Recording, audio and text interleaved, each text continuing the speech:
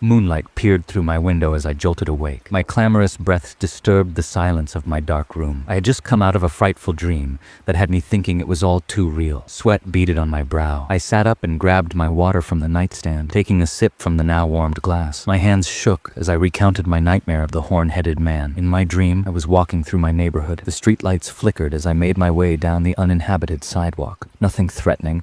Just a walk through the midnight hours. A block down, I could see a figure in the distance walking slowly towards me. His steps seemed mismatched and labored. He passed a few houses, looking straight ahead, neither looking left nor right. His head was fixed on the sidewalk in front of him. As I was getting closer to my home, I could see him slowly starting to embark on my territory. I quickly rushed to my front door, hurried inside, and through my window, I could see him walk past my property. I was thinking to myself, oh God, please have him keep going, please. He was just about to walk all the way past my front yard when he stopped. His body all shifted abnormally as he turned to face my home. He just stood there, looking, not moving, just standing there. The man bore the horned head of a skeletal goat. His body was pale and looked fragile, and his fingers were thin and bony.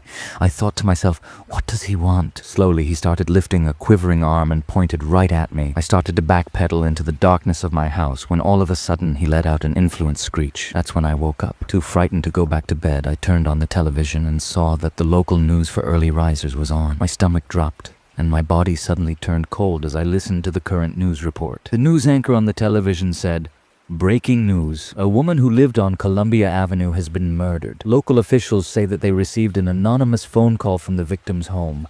We arrived at the house at around 12:20. We saw the victim inside in a card which rested next to her. The sheriff held up the card. On the back of it, I could see the image of the horn-headed man. The officer started to read. One down. Slowly I go." He then lifted his head back up. His blood started trickling from his eyes and mouth. I sat there shaking and I couldn't breathe. Columbia's just 3 blocks away from me. I jumped out of my bed and ran to my window. Something within me made me want to look outside. That's when I saw him. He just stood there, looking, not moving, just looking. The horn-headed man, his body pale and fragile, and his fingers thin and bony.